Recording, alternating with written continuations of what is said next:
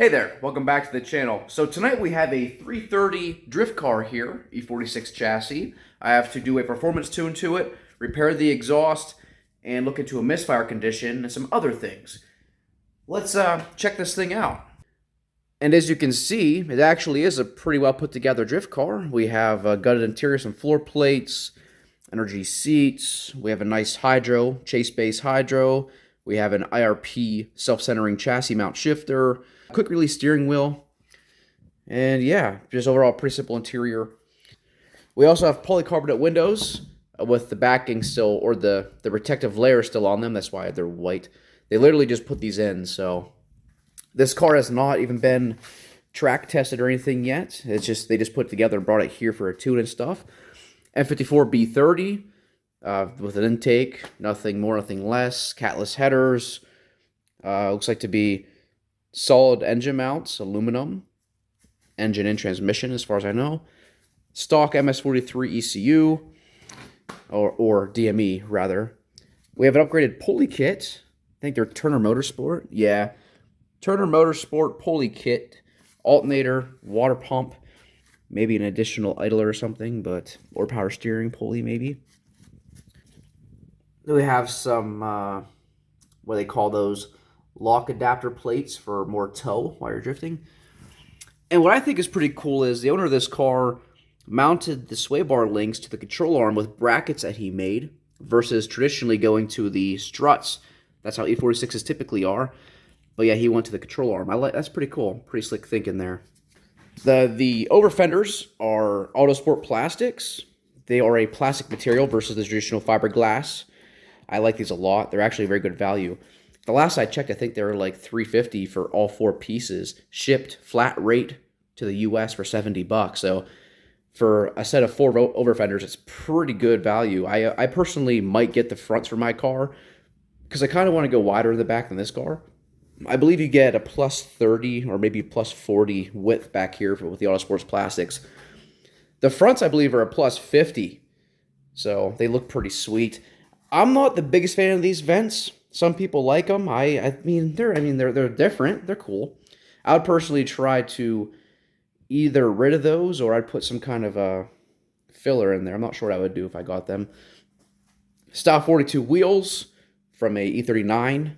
They're pretty aggressive fitment for an E46, as you can see. So I do believe we'll begin looking into the misfire issues first and seeing what I can figure out. Now, I was already here earlier, and I've seen this happen a lot with these cars. When it comes to the DME, this bundle of wires here is from your engine harness, okay? It actually is the engine harness. The connector is known as X60003 right there. Here is connector X60003. It is a 52 pin, if I remember correctly. So what happens with these cars is, I've seen this in person multiple times now, engine oil literally walks up the harness through here and makes its way to the DME. It is crazy, but this car had that problem. I already fixed it. So here's some photos of what this car looked like at the plug. It's crazy how much oil gets up in there. So what happens in that scenario is, whenever the oil gets into the pins of the DME here, it actually will cause misfires, and you'll have issues you simply cannot solve due to oil being in your freaking ECU, okay? So yeah, a little bit of brake cleaner and compressed air usually fixes it right up. I like to slide the bars out of this connector pretty easy. There's little triggers or tabs here and there. You open those up, and these bars, they slide right out of this connector. You just clean them up. So after further testing, I rolled out the mass airflow sensor to be faulty in this scenario, so I'm going to be swapping it out with a Continental brand, which they now own Siemens VDO, as far as I know. So if you order a VDO MAF, you usually get a Continental replacement. They're still made in Germany, good quality, so let's get this thing out of here real quick.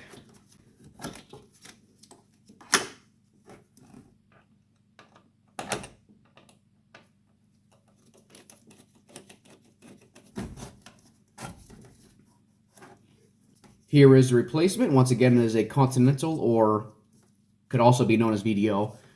And there is indeed a tab here, has some numbers, and it says made in Germany. So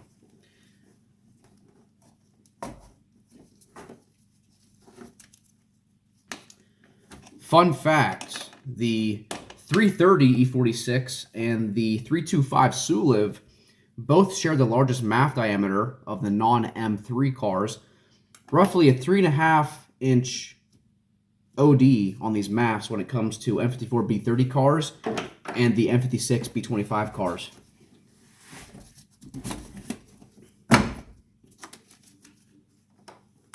I don't like how that's routed. I want to go underneath here.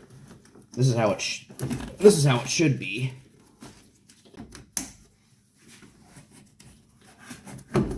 There we go. Okay, let's see if the misfire is still persistent.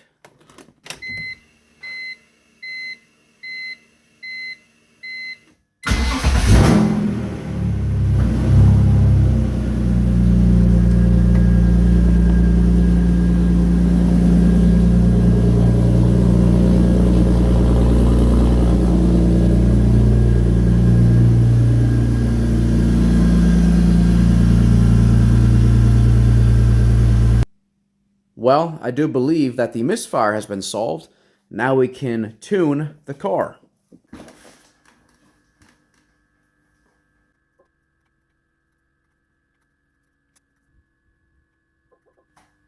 And just like that, she is now tuned. I got to switch off the DME for 10 seconds so it can reset.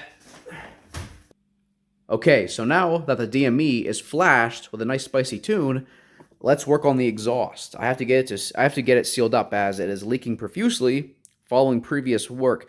I'm gonna have to cut some pipes and change up the angles and have it re-welded so it seals up. I'm probably also going to build a brace, leaving the transmission and grabbing the exhaust. As this flange style, it uses a donut style gasket, so you really don't want movement. It won't seal up properly. So by building that brace and just to really stiffen the exhaust up, it will stay sealed up. You'll have a better idea once we have the exhaust back in. Let's get to it.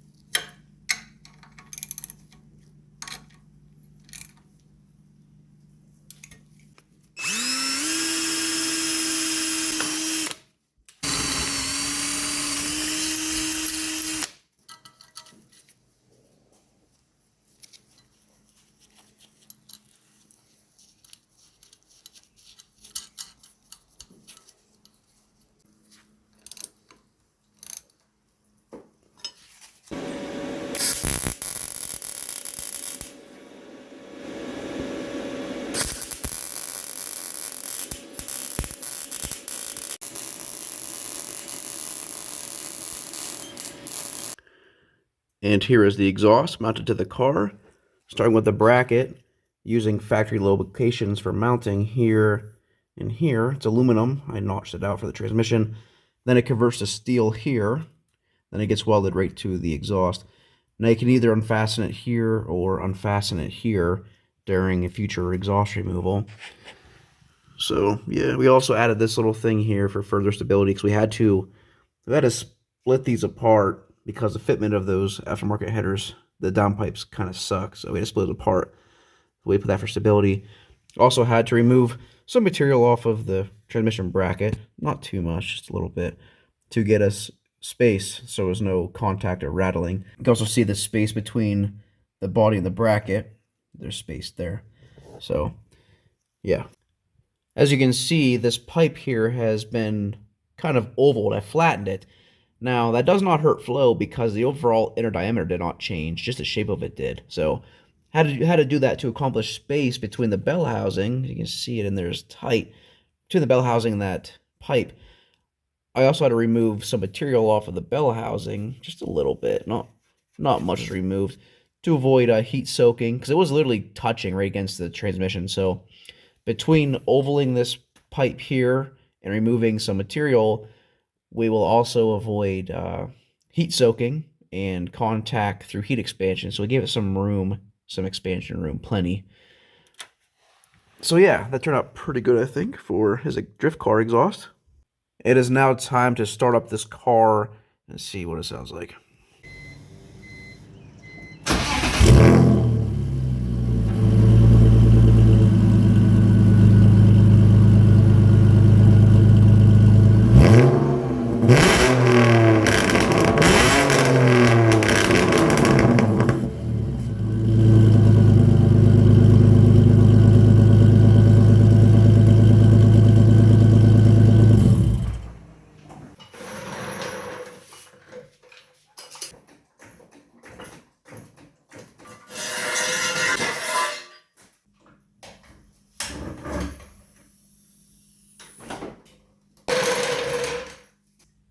Well, that's all for today's video. Tomorrow, this car will be getting picked up by the owner at roughly 9 a.m., so that's pretty cool. If you guys enjoyed watching this video or possibly have learned something, feel free to subscribe to my channel, because I highly appreciate it. So until next time, I'll see you guys in the next one. Have a good day, good night, wherever you are from. Catch you later.